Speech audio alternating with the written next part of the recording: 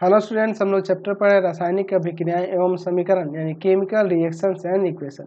और आज की क्लास में हम लोग कुछ रासायनिक अभिक्रियाओं को रासायनिक समीकरण में बदलकर उसे संतुलित करना देखेंगे।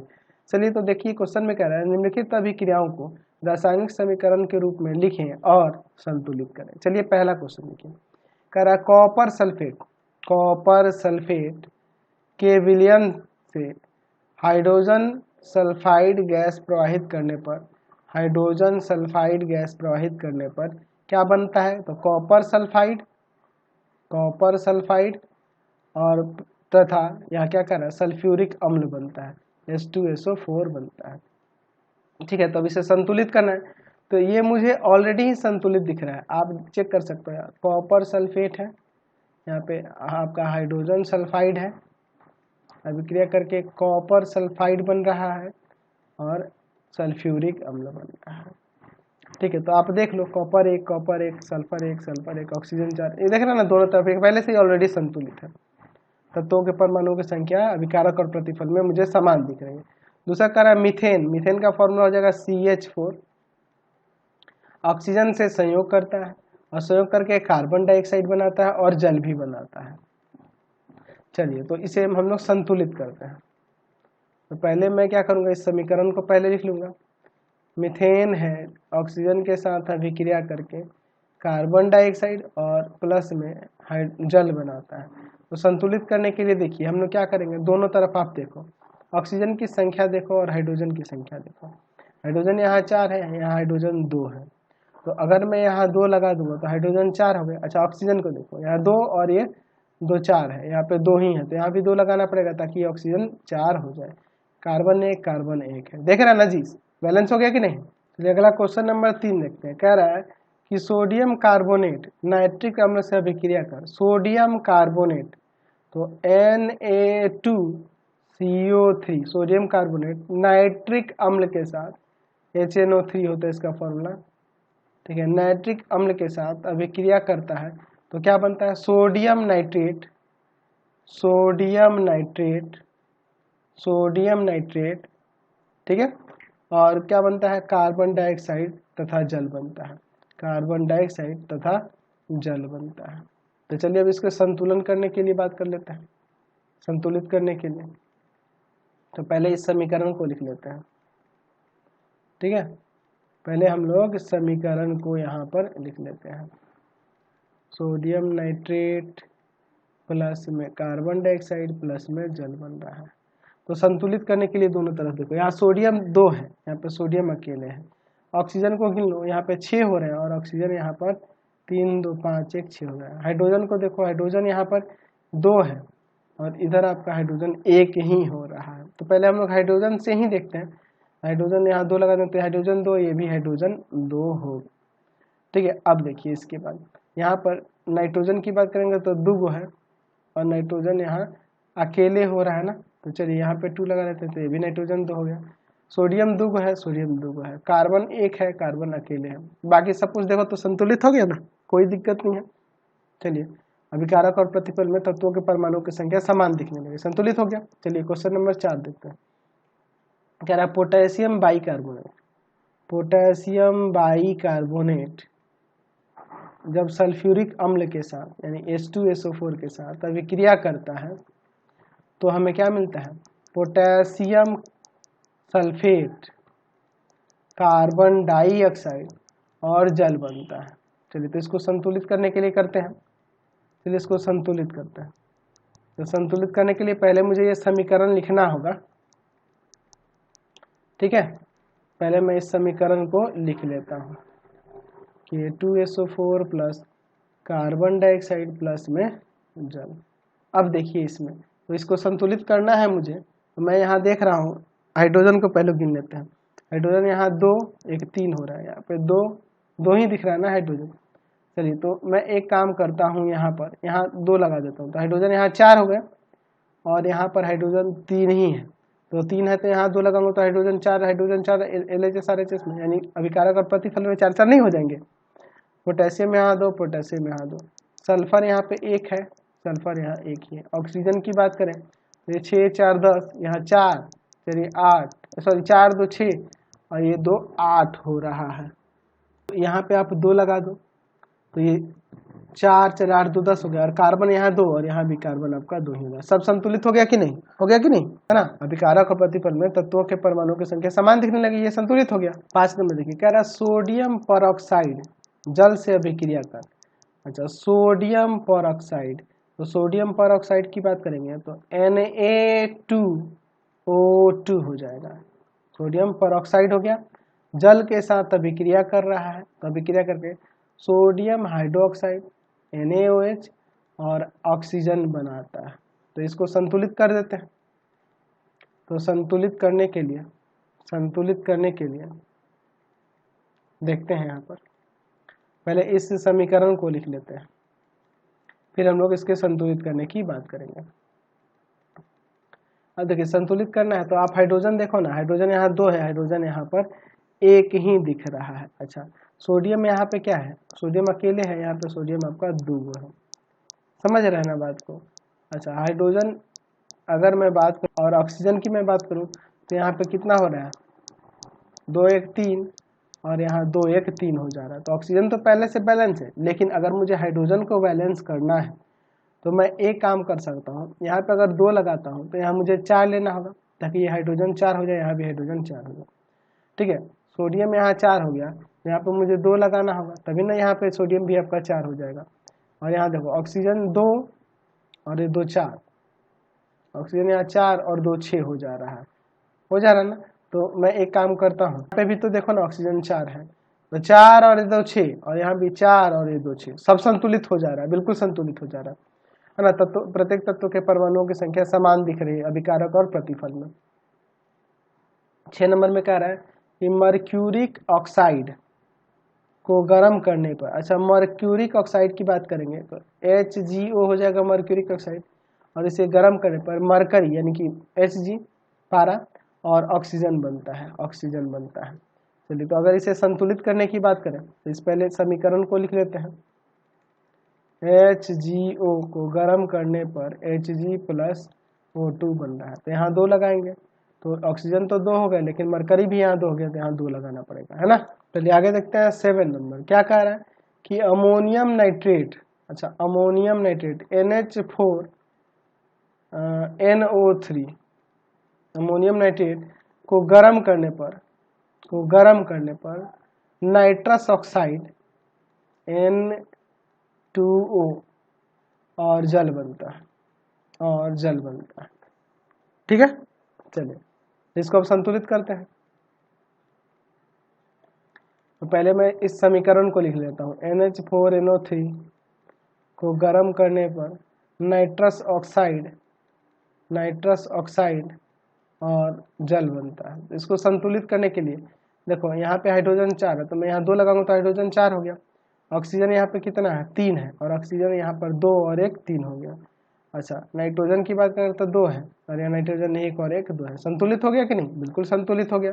चलिए अब देखते हैं हम लोग 8 नंबर। 8 नंबर कह रहा है कि अमोनिया ऑक्सीजन के साथ अभिक्रिया कर, अमोनिया यानी कि NH3 ऑक्सीजन के साथ अभिक्रिया कर क्या बनाता है? नाइट्रिक ऑक्साइड और जल बनाता है, तो मैं यहाँ क्या करता हूँ, इसको संतुलित करने के लिए देखता हूँ। तो चलिए इसके संतुलित के लिए देखता हूँ। मैं संतुलित करने के लिए इस समीकरण को लिखता हूँ, NH3 ऑक्सीजन के साथ अभिक्रिया करके NO यानी कि नाइट्रस ऑक्साइड और जल बनाता है। तो इसको संतुलित करने के लिए देखिए, हाइड्रोजन इधर 3 है, हाइड्रोजन इधर क्या है? 2 है। अच्छा, और क्या मैं देख रहा हूँ, यहाँ ऑक्सीजन 2 है और इधर ऑक्सीजन आपका 2 ही हो रहा है, ठीक है। और नाइट्रोजन 1 है, नाइट्रोजन 1 है। तो पहले मैं हाइड्रोजन को ही ठीक करता हूँ। तो मैं एक काम करता हूँ, यहाँ पे मैं ले लेता हूँ 6, तो 6 दूना 12 को हाइड्रोजन हो गया, तो यहाँ पे मैं ले लूँगा कितना? 4, 4 3 12 हो जाएगा। यहाँ भी नाइट्रोजन यहाँ 4 हो गया, तो यहाँ पे मैं लगाऊंगा 4, और ऑक्सीजन देखो यहाँ पर 4 और 6 10 हुआ, तो यहाँ 5 लगा दूंगा। संतुलित हो गया कि नहीं? चलिए अगला देखते हैं, क्वेश्चन नंबर 9 कह रहा है कि स्टेनस क्लोराइड और मर्क्यूरिक क्लोराइड के बीच अभिक्रिया करने पर, स्टेनस क्लोराइड की बात करेंगे तो स्टेनस क्लोराइड SnCl2 हो जाएगा, और क्या कह रहा है कि मर्क्यूरिक क्लोराइड, मर्क्यूरिक यानी कि हम लोग बात करेंगे HgCl2, मर्क्यूरिक क्लोराइड यही ना होगा, इसके बीच अभिक्रिया करने पर स्टेनिक क्या हो रहा है, क्लोराइड बन रहा है, स्टेनिक क्लोराइड बन रहा है, SnCl4 हो जा रहा है, और मर्क्यूरस क्लोराइड बन जा रहा है, मर्क्यूरस क्लोराइड बन जा रहा है, ये बन रहा है। ठीक है, चलिए तो इसको अब हम लोग संतुलित करके देखते हैं। तो चलिए इसका संतुलित करके देखते हैं। तो SnCl2 अभिक्रिया कर रहा है HgCl2 के साथ, तो बन जा रहा है SnCl4 और प्लस में Hg2Cl2। तो इसको संतुलित करने के लिए देखिए मैं क्या करता हूँ, पहले मैं दोनों तरफ देखता हूँ। तो यहाँ पे देखो मरकरी आपका 2 है, इधर मरकरी 1 है, तो मैं यहाँ 2 लगाऊंगा तो मरकरी 2 2 हो गया। या क्लोरीन आपका कितना हो गया, 4 2 6, यहाँ 4 2 6 हो गया। और आपका स्टेनस जो होगा 1 ही है, यहाँ भी 1 है। ठीक है, तो स्टेनिक दोनों तरफ 1 ही है, तो ये संतुलित हो गया कि नहीं, बिल्कुल संतुलित हो गया। चलिए अब आगे देखते हैं 10 नंबर। सल्फ्यूरिक अम्ल यानी कि H2SO4 अभिक्रिया कर रहा है हाइड्रो आयोडिक अम्ल के साथ, आयोडिक अम्ल, हाइड्रो आयोडिक अम्ल, हाइड्रो आयोडिक अम्ल यानी कि HI, hydro iodide, hydro iodic अम्ल ही होता है। इसके साथ अभिक्रिया करने पर सल्फर डाइऑक्साइड, सल्फर डाइऑक्साइड और क्या बनता है, आयोडीन बनता है और जल भी बनता है। ठीक है, तो अब इसके हम लोग संतुलित के लिए बात कर लेते हैं। तो चलिए इसके संतुलित के लिए देखते हैं। तो पहले मैं इस समीकरण को लिखूंगा H2SO4 और plus hydrogen iodide SO2 plus iodine और प्लस में जल बनाते हैं। तो देखिए हाइड्रोजन को पहले देखो तो यहाँ 3 हो रहे हैं, यहाँ पे 2 हो रहे हैं, तो मैं एक काम करता हूँ इसमें 2 लगा देता हूँ, तो यहाँ हाइड्रोजन 4 हो गया, तो यहाँ भी 2 लगाऊंगा तो इधर भी हाइड्रोजन 4 हो गया। आयोडीन यहाँ 2 है, आयोडीन यहाँ 2 है, ऑक्सीजन यहाँ पर 4 हो रहे हैं, ऑक्सीजन यहाँ पे 4, सभी संतुलित हो गए कि नहीं। अभिकारक और प्रतिफल में तत्वों के परमाणुओं की संख्या समान दिखने लगी। 11 नंबर देखिए, 11 नंबर कह रहा है कि मैग्नीज डाइऑक्साइड MnO2 अभिक्रिया कर रहा है हाइड्रोक्लोरिक अम्ल के साथ यानी HCl के साथ, तो क्या बन रहा है, मैग्नस क्लोराइड MnCl2, जल तथा क्लोरीन, तो जल तथा क्लोरीन बन रहा है, ये बन रहा है। चलिए तो इसको संतुलित करते हैं।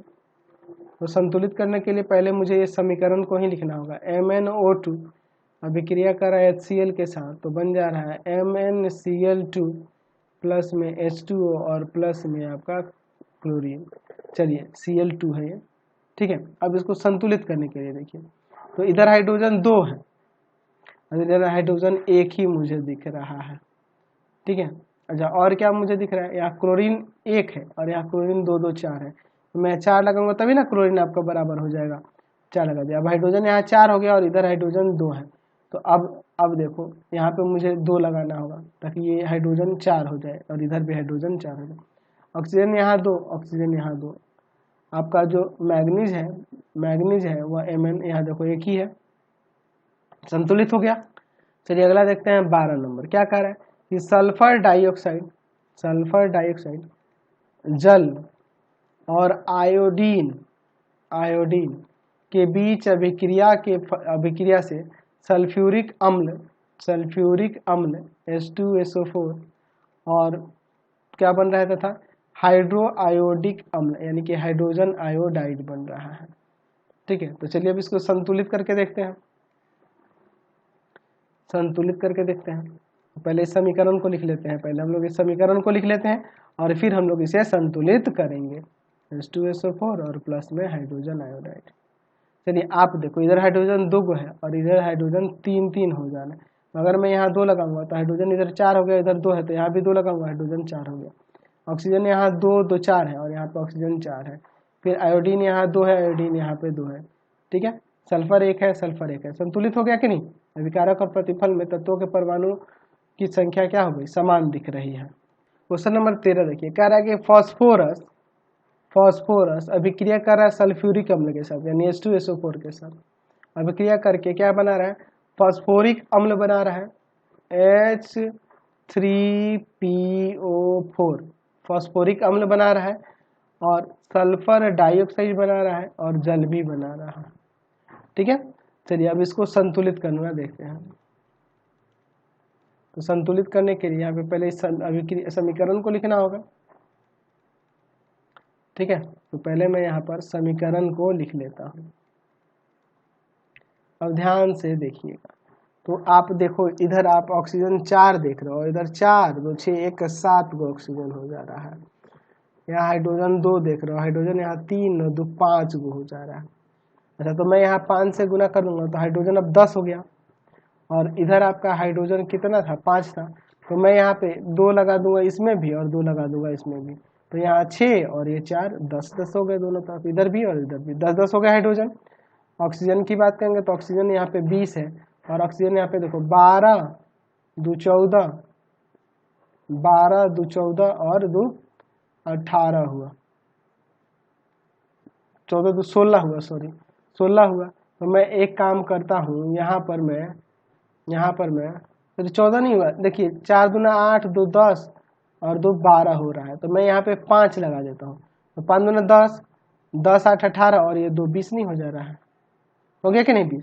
अच्छा, अब यहाँ पे फास्फोरस की बात करें तो फास्फोरस आपका देखो 1 है और यहाँ पे फास्फोरस आपका 2 है, तो मैं इसमें 2 लगा देता हूँ। तो सब बैलेंस हो गया, देख रहे हैं ना, तत्वों अभिकारक और प्रतिफल में तत्वों के परमाणुओं की संख्या समान दिखने लगी। 14 नंबर देखते हैं, कह रहा है कि एल्युमिनियम नाइट्राइड और जल के बीच अभिक्रिया होने पर एल्युमिनियम क्या बन रहा है, हाइड्रोक्साइड बन रहा है, एल्युमिनियम हाइड्रोक्साइड बन रहा है। ठीक है, और क्या बन रहा है, अमोनिया बन रहा है, अमोनिया बन रहा है, अमोनिया यानी कि NH3। तो चलिए अब इसको संतुलित करना देखते हैं। संतुलित करने के लिए तो पहले मैं इस समीकरण को लिखूंगा, AlN प्लस H2O अभिक्रिया करके बन जा रहा है AlOH3 और प्लस में NH3। ठीक है, अब देखिए इसके बाद यहाँ पर अब बैलेंस करने के लिए मैं यहाँ पे देखूंगा, हाइड्रोजन यहाँ 2 है, हाइड्रोजन यहाँ 3 और 3 6 हो जा रहा है, तो मैं यहाँ 3 लगा दूंगा, तो यहाँ पे देखो हाइड्रोजन 6 हो गए। चलिए, अच्छा ऑक्सीजन यहाँ 3 है, ऑक्सीजन यहाँ 3 है, एल्युमिनियम 1 है, एल्युमिनियम एक परमाणु है इसका, नाइट्रोजन के एक परमाणु है, सभी संतुलित हो गए कि नहीं।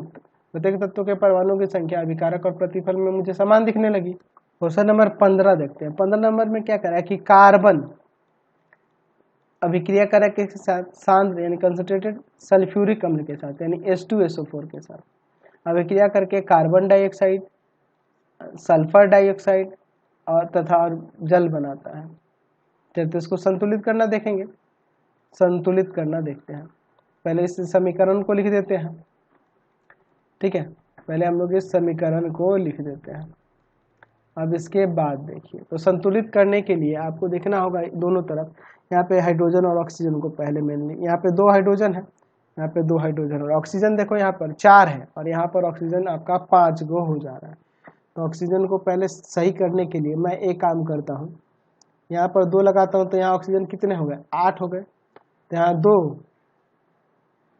2 लगाते ही सल्फर भी आपका 2 हो गया, तो यहाँ भी मैं 2 लगा देता हूँ। ठीक है, तो अब देखो ऑक्सीजन यहाँ पे 4 और 2 6 और यहाँ पे 2 लगाऊंगा तो 8 हो गए, और यहाँ हाइड्रोजन 4 गो, हाइड्रोजन यहाँ 4 गो, कार्बन 1 कार्बन 1, सभी संतुलित हो गए कि नहीं। तत्वों के परमाणुओं की संख्या अभिकारक और प्रतिफल में समान दिखने लगी।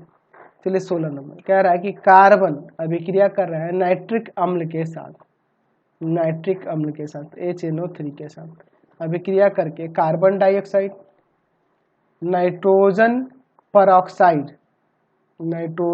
परऑक्साइड तो NO2 हो जाएगा तथा जल बनाता है। चलिए तब इसको संतुलित करने के लिए देखते हैं। कार्बन अभिक्रिया कर रहा है नाइट्रिक अम्ल के साथ,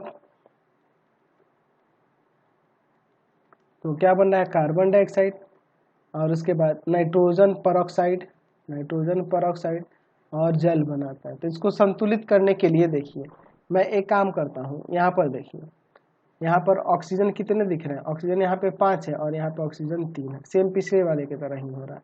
तो एक काम करता हूँ, मैं यहाँ पर 4 लगाता हूँ, तो 4 लगाते ही यहाँ क्या हो गया, ऑक्सीजन 8 गो हो गया, अच्छा ऑक्सीजन 8 होगा और नाइट्रोजन आपका यहाँ कितना हो गया 4 हो गया, तो मैं फिर यहाँ भी 4 लगाऊंगा ताकि नाइट्रोजन यहाँ भी 4 हो जाए। अब हाइड्रोजन यहाँ पे 4 हो गया तो मैं यहाँ 2 लगाऊंगा तभी ना यहाँ हाइड्रोजन आपका 4 हो जाएगा, ये ना होगा। कार्बन 1 है, कार्बन 1 है, सभी संतुलित हो गए, है ना। कहना अभिकारक और प्रतिफल में तत्वों के परमाणुओं की संख्या समान दिखे, तो यहाँ पे आपका ये समीकरण संतुलित हो गया। पहले 17 नंबर देखते हैं क्या कह रहा है कि नाइट्रिक अम्ल, तो HNO3 पोटेशियम हाइड्रोक्साइड के साथ अभिक्रिया करता है, तो क्या बनाता है अभिक्रिया से पोटेशियम नाइट्रेट तथा जल बनाता है, तो इसके संतुलित करने की बात करें तो चलिए पहले मैं इसे लिख लेता हूँ इस समीकरण को, HNO3 प्लस KOH और यह अभिक्रिया करके पोटेशियम नाइट्रेट बनाता है और जल बनाता है। तो यहाँ देखो अभिकारक और प्रतिफल में प्रत्येक तत्व के परमाणु की संख्या पहले से ही समान दिख रही है, कुछ अंतर नहीं है, तो ये पहले से ही संतुलित है। चलिए अगला देखते हैं 18 नंबर क्या कह रहा है 18 नंबर में कि अमोनियम क्लोराइड MH4Cl अभिक्रिया कर रहा है सोडियम हाइड्रोक्साइड के साथ NaOH के साथ, तो बीच अभिक्रिया करके सोडियम क्लोराइड अमोनिया यानी NH3 तथा जल बनाता है। ठीक है, तो अब मुझे इसे संतुलित करना है, तो संतुलित करने के लिए पहले मैं इस समीकरण को लिखूंगा NH4Cl अभिक्रिया करता है NaOH सोडियम हाइड्रोक्साइड के साथ, तो बनता है सोडियम क्लोराइड अमोनिया और आपका जल। तो ये आप देखो हाइड्रोजन इधर 5 गो और हाइड्रोजन इधर आपके 3 2 5 गो, ऑक्सीजन 1 सोडियम 1 नाइट्रोजन यहाँ पर आपके 1 है और यहाँ भी नाइट्रोजन 1 है। सभी तत्वों के परमाणु की संख्या अभिकारक और प्रतिफल में समान दिख रही है, यानी कि ऑलरेडी ये पहले से ही बैलेंस है। अगला देखते हैं 19 नंबर में क्या कह रहा है कि ammonium bicarbonate NH4HCO3 sodium chloride NaCl के साथ अभिक्रिया करती है, तो अमोनियम क्लोराइड NH4Cl और प्लस में सोडियम बाइकार्बोनेट बनता है, ये ठोस होगा तो इसलिए मैं इधर दे दूंगा। ठीक है, तो एक्चुअल में अब इसे संतुलित करना है, तो मुझे नहीं लग रहा कि यह संतुलित है। देखो ना सब बराबर ही है, हाइड्रोजन यहाँ पर अगर देखेंगे यहाँ पर 4 1 5 और यहाँ पर भी 5 हो जा रहा है, क्लोरीन 1 है, सोडियम 1 है, सब संतुलित है।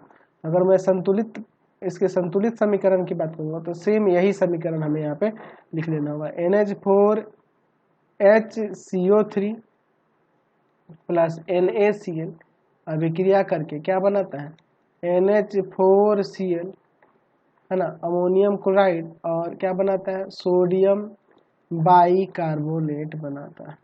चलिए अगला 20 नंबर देख रहे हैं। 20 नंबर में क्या करें, कैल्शियम हाइड्रोक्साइड जिसे बुझा हुआ चूना करते हैं CaOH2 को किसके साथ अभिक्रिया कराती है 40 डिग्री पर क्लोरीन गैस प्रवाहित की जाती है। इसमें क्लोरीन गैस प्रवाहित कर दी जाए कितना डिग्री पर 40 डिग्री सेल्सियस पर।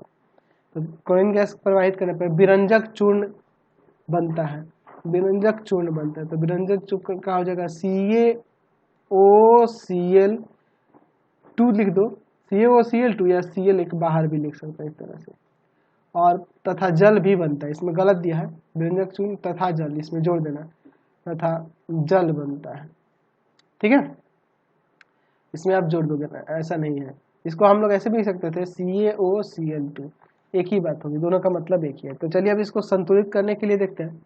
तो अगर मैं इसके समीकरण को संतुलित करने की बात करूं तो यहाँ पे पहले आप इस समीकरण को लिख लो। ठीक है, 40 डिग्री सेल्सियस पे गर्म करने पर क्लोरीन गैस प्रवाहित करने पर उसमें कैल्शियम क्या बनता है, विरंजक चूर्ण बनता है और जल बनता है। ठीक है, तो आप देखो हाइड्रोजन इधर 2 ऑक्सीजन यहाँ पे 2 ऑक्सीजन यहाँ 2 कैल्शियम आपका यहाँ पे देखो कैल्शियम 1 है, क्लोरीन यहाँ 2 क्लोरीन यहाँ 2। अभिकारक और प्रतिफल में हर एक तत्व के परमाणुओं की संख्या समान दिख रही है, इसलिए ये भी संतुलित ऑलरेडी था, इसे संतुलित करने की कोई जरूरत नहीं है। तो इस वीडियो में इतना ही रहने देते हैं, नेक्स्ट वीडियो में हम लोग आगे बात करेंगे। आपको हमारे 3 चैनलों को सब्सक्राइब करना होगा। पहला है path finder classes Chhapra, path finder classes Chhapra. दूसरा है आपका भारती भवन रविकांत सर, भारती भवन रविकांत सर, रविकांत सर। और तीसरा चैनल है रविकांत सर के नाम से। तीनों को सब्सक्राइब कर लेंगे और इससे रिलेटेड वीडियो के लिए सीधे डिस्क्रिप्शन में जाएंगे और इससे रिलेटेड नोट्स के लिए गूगल पे जाकर सर्च करेंगे www.ravikantsir.in और यहाँ पर जाकर आप सभी क्लासेस के नोट्स और उनके PDF को डाउनलोड कर सकते हैं और पढ़ भी सकते हैं। इंस्टाग्राम और फेसबुक पे जाके पाथ फाइंडर क्लासेस छपरा को लाइक एंड फॉलो करना नहीं भूलेंगे।